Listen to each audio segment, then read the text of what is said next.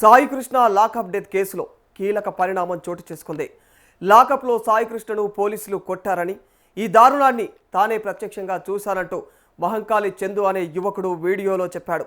మరి ఆ వీడియోను ఇన్స్టాగ్రామ్లో పోస్ట్ చేశాడు కూడా.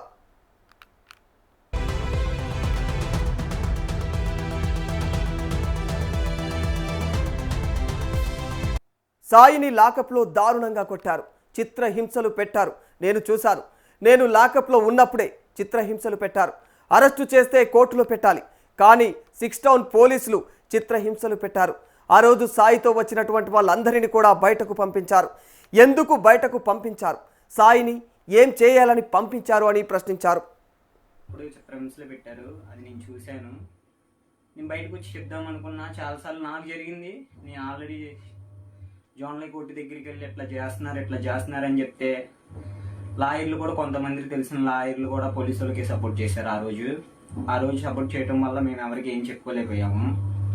అదే గోడ మీద నుంచి దూకి పడిపేసినా కూడా మనిషిని చూస్తా కూడా మంచినీళ్ళు పోయకుండా వెళ్ళిపోయారు. ఆ వ్యక్తిని వాళ్ళు ఏ విధంగా అయితే ఎక్కడి నుంచో తీసుకొచ్చి చిత్రహింసలు పెట్టి ఆ రోజు మాత్రం స్టేషన్లో చేసింది అదైతే ఎవరికి న్యాయం కాదు. నీకు లా తెలిసిన ప్రకారంగా అయితే నువ్వు ముద్దాయిని, నీకు అరెస్ట్ వారెంట్ ఉందంటే నువ్వు పట్టుకొచ్చి ఎల్పీడబ్ల్యూ వారెంట్ అది కోర్టులో పెట్టాలి. కానీ ఇట్లా న్యాయంగా అన్యాయంగా అదే మనిషిని తీసుకెళ్ళి నువ్వు జైల్లో పెడితే వాళ్ళ అమ్మ తల్లిగారు బాగుందా బాగోలేదా, నా కొడుకు ఉన్నాడని కూడా ఒక ఆచూకీ అనేది తెలుసుకుండేది వాళ్ళ అమ్మగారు. నువ్వు అలా అని చెప్పి జైల్లో పెట్టకుండా ఇంకా ఏం చేయకుండా ఇలా స్టేషన్లో అన్ని రోజుల నుంచి కొన్ని చిత్రహింసలు పెట్టి ఇంటి వాళ్ళకి ఏమీ చెప్పకుండా నీ మనిషిని చంపేశానంటే అది న్యాయం కాదు. చూసే జనాలకు కూడా, మీకు ఎవరికైతే అతన్ని చనిపోయినా కూడా మళ్ళీ ఇంకా బ్యాడ్గానే చెప్తున్నారు, కానీ అతని గురించి ఇలా చెప్పట్లా. అమ్మాయిని అదే ఏడిపిస్తున్నాడు అది ఇది అని చెప్తున్నారు, కానీ ఏ ఒక్కైనా వెళ్ళి అమ్మాయిని కనుక్కోండి, అతను చేసింది కరెక్టా రైటా అని చెప్పేది ఆ అమ్మాయి ఆన్సర్ వచ్చింది. అతని మీద కేసులు ఉన్నాయి, కాదని అట్లా కేసులు ఉన్నాయి. అయితే మీరు తీసుకొస్తున్నారు, జైల్లో వేస్తున్నారు, అతను వస్తున్నారు, కండిషన్ బెయిల్ మీద వచ్చారంటున్నారు. మర్డర్ కేసు మీద కూడా రీసెంట్గా రిలీజ్ అయినా కూడా మళ్ళీ దానికే ఇట్లా చేశారంటే మీరు ఇంకా ప్రభుత్వం పట్టించుకుంటారా? ఇక మమ్మల్ని ఎవరైనా పట్టించుకుంటారు చెప్పండి మీరు? ఈ న్యాయంగా అందరికి కావాలి. ఇప్పుడు అందరికీ కొడుకులు ఉంటారు తల్లిగా. ఒకటి ఏంటంటే న్యాయం కావాలి. అతన్ని చంపమని పైనుంచి ఆర్డర్లు అయితే పంపించలేదుగా, అతన్ని చంపమని పైనుంచి ఆర్డర్లు అయితే రాలేదుగా. నువ్వు ఆర్డర్ రాకముందు నీ ఇష్ట ఆ రోజైతే తీసుకొచ్చారండి. తీసుకొచ్చిన తర్వాత పైన సీలింగ్లు ఊడిపోతున్నాయి అని చెప్పి నేను అన్నాను. పైన ఫ్లైట్ అనేది వేస్తారనమాట. టౌట్ డిగ్రీ అని చెప్పి అంటున్నారు కదా, ఆ టౌట్ డిగ్రీ గురించి మీకు ఎక్స్ప్లెయిన్ చేయాలనుకుంటున్నాను. కాస్త మీరు వింటే బాగుంటుంది. ఆ టౌట్ డిగ్రీ అనేది ఎట్లా అంటే, ఇప్పుడు చాలా మంది టౌట్ డిగ్రీ అంటున్నారు, కానీ టౌట్ డిగ్రీ ట్రీట్మెంట్ ఎవరికి తెలియదు అసలు. అది ఇప్పుడు మన టౌట్ డిగ్రీ అనేది ఎట్లా అంటే, ఒక డ్రై ఐస్ లాంటిది. మన ఫ్రిడ్జ్ లో పెట్టే కరెంట్ ఐస్ క్రీమ్ ఉండిద్దిగా అండి, అది మొత్తానికి కరెంట్ ఇచ్చే ఐస్ క్రీమ్ తీసుకొస్తారనమాట. తీసుకొచ్చేది మగోడికి అయితే ఎక్కడైతే ప్రాణం ఉండిద్దో అక్కడ పెట్టేస్తాడు. అక్కడ పెట్టేసి నానా చిత్రహింసలు పెడతారు. మనం చేసినవి ఒప్పుకున్నా కూడా ఇంకా అతను ఇంకా ఏమన్నా మేము చెప్పిన వరకు ఒప్పుకోవాలి అని చెప్పి ఇట్లా ఒప్పించే పద్ధతులు చేస్తారు. మేమేమన్నా ఇట్లా కోర్టులో మేజిస్ట్రేట్ గారికి ఇట్లా చెప్తామన్నా కూడా మీరు చెప్పొచ్చిన తర్వాత మేము మీద అయి పెడతామని బెదిరిస్తారు. తెలుసుకోడా అండి, ఇది ఎవరు పట్టించుకోకపోవటం. మనిషి చావండి మామూలు విషయం కాదు. చంపే హక్కు లేదు మనకి రాజ్యాంగంలో రాసినంత వరకున. అంటున్నాయని ప్రిజనల్ మాత్రమే, అతను సిటీ పడినోటికి అనుమానితులు మాత్రమే, కానీ ఆయన మన జిల్లా కారాగారం అంటారు. కానీ తప్పు చేసినోడికే మనం జైల్లో పెడతారు. జైల్లో పెట్టిన తర్వాత తప్పు విచారించేది కోర్టు. అది అతను తప్పు చేశాడా అది లేనా అన్నది ఇంకా షార్ట్ షీట్లు పడిన తర్వాత, కేసు విచారణ అయిన తర్వాత తెలిసేయన్నీ. అసలు అతన్ని ఏ కేసులో తీసుకొచ్చి మీరు ఏ కేసులో నుంచి ఏ కేసులోకి ఎలా చేశారంటే, ఇది ఎవరు చెప్పుకోలేని విషయం, ఎవరు పట్టించుకోలేని విషయం కూడా. చాలా మంది ఆ తల్లి గారికి జరిగిన న్యాయం గురించి మాట్లాడాల్సిందిగా కోరుతున్నాము. అందరికీ చేతులెత్తి దండం పెడుతున్నాను.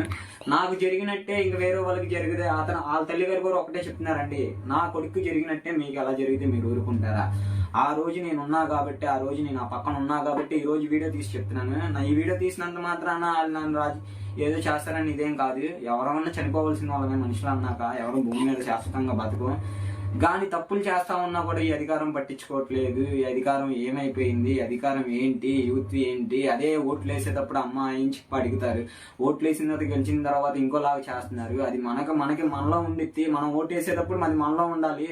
ఏది మంచి ఏది చెడ్డో మనం ఎలా అని చెప్పి అలా మాటలు వినేసి అలా పడితే అలా చేస్తున్నాం, అది కరెక్ట్ కాదు. అతని గురించి 28వ తారీఖు 29వ తారీఖు చెప్పారు. అది ఆస్తికులు ఏంటియో తన ఏంటియో ఇవ్వాల్సిందిగా కోరుతున్నాం. అసలు చంపే రూల్స్ లేదు. దీనికి అర్థమైన వ్యక్తిని పేర్లు అయితే చెప్తున్నా వినండి. నా తల్లిగారికి చెప్పడం రాట్లా. తల్లిగారికి నేను తల్లిగారి పొజిషన్లో నేనున్నా కూడా అలాగే చెప్తాను అనుకోండి. నేను చెప్తున్నా, ఎస్ బాబురావు ఒకటి, నాని అనే వ్యక్తి 8 టౌన్ అతను ఇటు 6 టౌన్కి వచ్చాడు. అతను ఒకళ్ళు ఆ రోజు ఉన్న సాయిని పట్టుకొని కొట్టేటప్పుడు చూసిన వ్యక్తి నేను స్టేషన్లో. సార్ సీలింగ్ పైన తెగిపోయిందా అన్నా కూడా వదల్లా. ఆ రోజు నన్ను ఎందుకు పంపించారో స్టేషన్లో నుంచి నాకేమి తెలియట్లా. నేను క్రిమినల్నే, నన్ను పట్టుకోవచ్చు, కానీ ఆ రోజు నన్ను ఉంచొచ్చు స్టేషన్లో. దేనికి ఉంచలా? అసలు ఏం చేద్దామని చెప్పి మిగతా ఉన్న వాళ్ళందరినీ పంపించేశారు. ఆ సాయి అనే అన్నతో పాటు ఉన్నోళ్ళు మాత్రం నోరు తెరిచి నిజం అనేది బయటికి చెప్పాల్సిందిగా కోరుతున్నాను. సాయికే జరిగింది, తర్వాత నీకు జరగదనేంటి? తప్పు చేయొచ్చు, తప్పు చేసామంటే కోర్టు ఉండిద్ది, కోర్టులో మేజిస్ట్రేట్ గారు ఉంటారు, వీళ్ళు ఉంటారు. మరి అంత అన్యాయం అనే తప్పు అయితే ఎవరు చేయలేదు. పిల్లల్ని మానబంధం చేసేవాళ్ళని, మర్డర్లు చేసేవాళ్ళని, అమ్మాయిని ఎత్తుకెళ్లే వాళ్ళని వాళ్ళని శిక్షించవచ్చుగా. మన రాజకీయం రాసింది ప్రకారంగా, మన రాజకీయం రాసినట్టు మనకి చంపాలని రూల్ లేదు. రూల్ నువ్వెందుకు తీసుకొచ్చో, నువ్వెందుకు పెట్టావు అని అడుగుతున్నాం మేము. దానికి చెప్పాలి ఆన్సర్. చెప్పపోతే అండి ఏదో చేశారు. ఇయే కాదండి, సిఏ గారు చాలా చేశారు, చాలా వరకు బయటికి రాలా. ఇది కనుక న్యాయం జరగలేదనుకో, ఎక్కడ దాకా అక్కడ దాకా వెళ్తాం. ఒక చావుతో ఆగేది అయితే కాదు ఇది. చెప్తున్నాను, ఒక తల్లిగా ఎంత బాధపడుతుందో అందరం చూస్తున్నాము. అంతా వెళ్తుంది, వీడియో మొత్తం బాగుతుంది. అలాంటిది నువ్వు మనిషిని తీసుకెళ్ళిపోయి మనిషిని మనిషి తల్లి గారికి ఒక ఆఖరి చూపు కూడా చూపు కట్టకుండా నువ్వు అయ్యి అని చెప్పి డబ్బులు గిబ్బులు అని చెప్పి అయ్యి ఏం చేద్దామని? నీకు యూనిఫామ్ ఇచ్చింది 5 ఏళ్ళతో అన్నం తినమని, నలుగురికి మంచి చేయమనే కానీ నలుగురిని చంపేయమని అయితే నీకు ఉద్యోగం ఇవ్వలా. అర్థమైందా సార్ గారండి? మీరు చేసిన పనులు ఎంతో పాపం కాదు, మీ పిల్లలకి తలగొచ్చు. బాబురావు వింటున్నావా? బాబురావు మంచి నీకే చెప్తున్నా, మనిషిని నరకంగా కొడుతున్నావు నువ్వైతే. నా దగ్గర వీడియోలు కూడా ఉన్నాయి. మీరు ఎవరైతే కొడుతున్నారో మమ్మల్ని, మాకు అన్ని హాస్పిటల్లో రిపోర్ట్లు వీడియోలు అన్నీ ట్రై చేసి 3rd డిగ్రీ అంటున్నారు కదమ్మా, అన్నీ మాకు తెలుసు. అన్నీ మాకు తెలిసి అంత అన్యాయం అయితే తప్పులైతే ఎవడు చేయడమ్మా. చాలా తప్పులు చేసే వాళ్ళు ఉన్నారు, వాళ్ళని పట్టుకోమనొచ్చుగా, వాళ్ళని ఇచ్చేయమనొచ్చుగా. మనిషిని చంపేసి నేను లాస్ట్గా ఒకటే మాట చెప్తున్నానండి.